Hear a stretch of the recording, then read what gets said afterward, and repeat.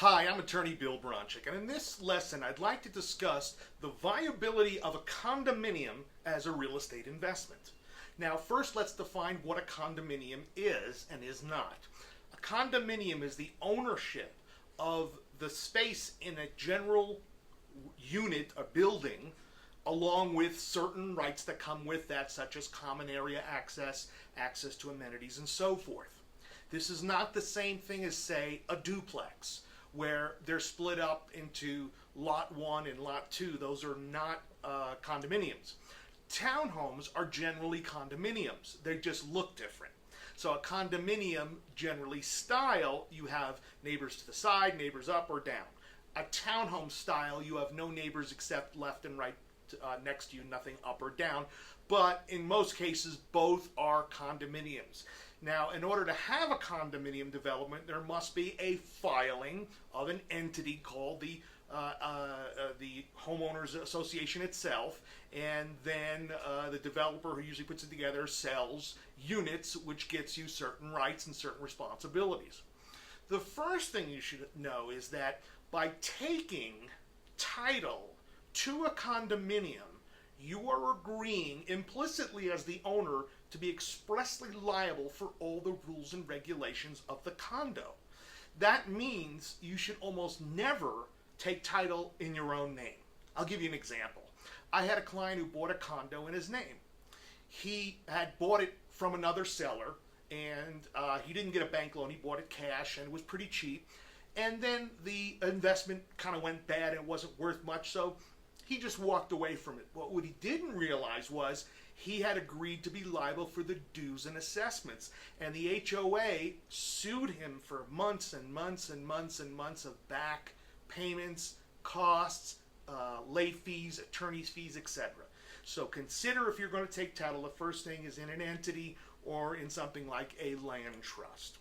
Now, I mentioned HOA, that's the Homeowners Association, who's in charge of running the project and enforcing the rules. Sometimes an HOA is run by people who live there. Many times on bigger ones, they are farming out most of that responsibility to an off-site property management company. Either way, you want to get familiar with the HOA rules, and you have to get a copy of what's called the declarations. And that's recorded in public record with the deeds. You got to get a copy of the decks and look at what the rules are about what you can and can't do. There's also going to be some house rules or bylaws that change from time to time, and a lot of which may not be recorded, so you'll have to get that from the Homeowners Association and see what it says you can and can't do. For example, what if it says you can't rent it to somebody else, only a homeowner can live there? Well, that's not good. What if it says that you can only rent month to month, or you can live in there for 2 years, then you can rent it out? So you have to know what the rules are, or no dogs, or no pets, or et cetera, et cetera, et cetera. Or no commercial use if you decide that you were going to run a small business out of the unit. You got to read this stuff and make sure that you're okay with these rules and regulations, and understand that in the future they could change. Now, along with the Homeowners Association usually comes a monthly dues. And monthly dues are going to cover the cost of running the association, maintaining the common areas, the outside, landscaping, parking areas, etc. A condo may or may not come with a parking space. It may be general parking, or it may be specific parking related to that particular unit, and the only way to tell that is to look at the existing ownership deed. It'll say on it rights to parking space number 22. Okay, if it doesn't say that, then generally you're stuck in the general parking, and that can really affect what you can do, particularly renting it, because if it says there's a limitation on how many cars, and you've got a 4-bedroom condo, that could be 3 or 4 cars. So again, read the rules, the declarations, etc. Along with the Homeowners Association, you're going to have potentially meetings, annual or quarterly meetings. Now, you don't have to go to those. You can volunteer. You can go to those, and you can even volunteer to be on the board of directors of the Homeowners Association, which I would not recommend. It's worse than government. But just do be aware of what's going on. If you get a notice of a meeting, you might want to attend one or two just to see what's going on, or at least read the minutes of the meeting that were taken at the meeting after the meeting so you have an idea. In addition, you may get an annual or quarterly financial report. You want to check and make sure that the homeowners association is solvent. So if you're thinking of buying an HOA, you want to get some minutes of the last few meetings and some financials over at least the last year to see how much they have in reserve, what's their monthly nut, are they potentially going to raise dues soon if they're not doing well, or have they decided they're going to add on some amenities or refurbish the building and then charge each homeowner several $1,000s as an assessment. So you want to know these things going forward. So you want to get all the rules and regulations. Second, we want to look at, related to that, is the merchantability of the condo. So I'll write that word down. It's a $50 legal word. Merchantability. So it's merchant, A-B-I-L-I-T-Y. Merchantability. What does that mean? That means, is it a unit that will qualify for financing, like your typical Fannie, Freddie, FHA financing? Now, you can go to HUD.gov, H-U-D, HUD.gov, and look up the association by name to see if it's at least HUD qualified. That means it'll qualify for an FHA loan, and it'll tell you whether it is or isn't. I'm not familiar with a place you can look up Fannie or Freddie similarly, but you have to look mainly at what is the relationship between owner-occupied and non-owner-occupied, i.e. rental units in the development. So if more than half are renters and not owner-occupied, you can pretty much be sure that financing is going to be pretty difficult to get for that. Does that mean you should never buy one? No. If you can buy something that is, 30 cents on the dollar cash and just rent it out because no one can get a loan on it, you just have to understand that the only way you're going to sell this is cash or owner financing. And with that regard, if the property is not merchantable for a loan, you can negotiate with the seller to buy it with owner financing terms, etc. So don't automatically rule out a unit that is not merchantable. Just understand you have limits on what you can do with it in terms of financing. Then we have to look at, obviously, the big one: location, location, location. A condominium or townhome, could be nice, it could be not so nice, it could be old, which means it needs a lot of repair, but really it's location. If it's on the beach, if it's downtown in the hot hip area, it's generally going to hold its value better than something that might be in the suburbs. And also depends on what class it is. Is it A, nice, B, a little older but pretty nice, C, kind of rundownish and needs repair and a little bit of gang or crime or such activity in the development. And those are generally not merchantable, also, by the way. So you have to also look at the income that the unit will produce versus the cost to run it. Now, in terms of income, you should get a little more than an equivalent apartment.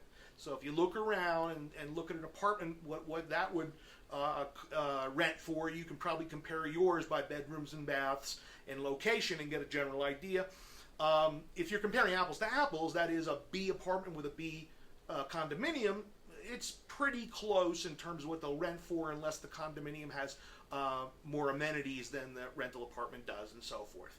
And also, if it's mostly owner-occupied and you're just your unit's going to be one of the few that rents, you might get a little more rent because the potential renter would like to live there versus in an apartment building where everybody is a renter. Just a better quality of resident that exists in that condominium development. You have to look at the cost. Now, you've got your mortgage payment, you've got taxes, but you don't have to pay for utilities. That's included in your monthly HOA generally. So the HOA is going to cover water usually. It's going to cover trash service, sewer, etc. So you're not going to have those costs necessarily, and you're not going to have the expense of fixing up the exterior or a lawn or a parking lot or a driveway, etc. But that does go with your HOA dues that potentially could be raised in the future. So when you think about it, I mean, how much damage can a tenant or tenants do to a 2-bedroom, 800 square foot condo that you couldn't fix in 3 or 4 days? Now, that's the good part, very little maintenance. But the bad part is that you have no control over the exterior and the way things are run. So you could get outvoted, and people could vote for over fixing up the unit that you'll be assessed for, and you won't necessarily get any more rent for. So that's the lack of control is the downside, and also rules and regulations apply to your tenants. If your tenants bring in a dog, or they're out of line and they're making noise, or they're parking where they don't supposed to, those things can end up in fines against you, the homeowner. Make sure your lease with the tenant says they're responsible for those violations, so you can charge it back to them. Okay? And finally, amenities. What amenities does this condominium or townhome have? Now, amenities usually don't inure to your benefit as a landlord. A pool, yeah, maybe if it's in a really hot area like Phoenix, I guess that's a necessity. And if there's tennis courts, most people don't play tennis, at least not my tenants. So I don't know if that really does anything for you, or a game room or a laundry room. If it's a nice enough condo, you might have laundry facilities inside the condo, but just take a look at what you're paying for HOA versus what you're getting. That's the bottom line. So if you're paying for things that you don't think is going to inure to your benefit as a landlord, for example, I have a townhome in a development that has a lot of trees, old trees, and it's an older development built in the 70s.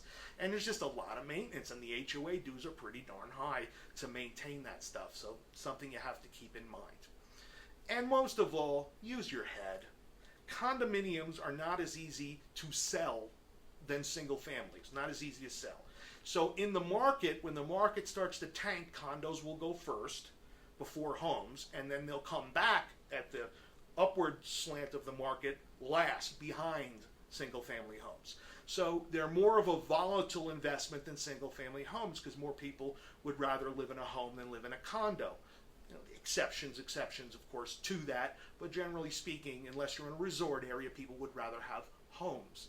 And finally, let's talk about a resort area condominium. A lot of people may want to get, or tempted to get, a beach condo or a ski condo or something like that. And I can tell you from experience in crunching the numbers that it is rarely worth it. In some areas, like a beach condo or a ski condo, you can always rent it year-round and at least break even, and in some areas even get positive cash flow and get a few weekends for yourself. But if you consider the headache of that, if you're not using a management company, and management companies charge upwards of 40%. If you use websites like For Rent by Owner, Vacation Rental by Owner, VRBO, you can avoid that 40%, but then you're responsible for booking it, and then in the city or county there might be sales tax you have to collect and pay and file returns, and then maybe send someone in to clean it after the weekend. So, I mean, can you imagine going through that 100 times a year? That's just a major hassle. Well, the other side of the coin is maybe you rent it sometimes and use it half the time. You will find out that those numbers don't add up. It is cheaper to rent from somebody else a couple of 3, 4, 5 weekends a year in the vacation area than to own something that you rent out part of the time. Just not worth it. The only time an investment may be worthwhile in a vacation condo is if you get in and out at the right time, and that's hard to do. It's hard to, there's no crystal ball that says this is the beginning and this is the end of the market. But if you catch it at the beginning of what you think may be a really big development boom in the area, then it may be worthwhile to just barely break even renting it out and then ride the market a couple of years. Other than that, they're generally not worth it. This is Bill Bronchick, and I hope you've enjoyed this discussion on condominiums and townhomes. Email me if you have any questions, bill@bronchick.com.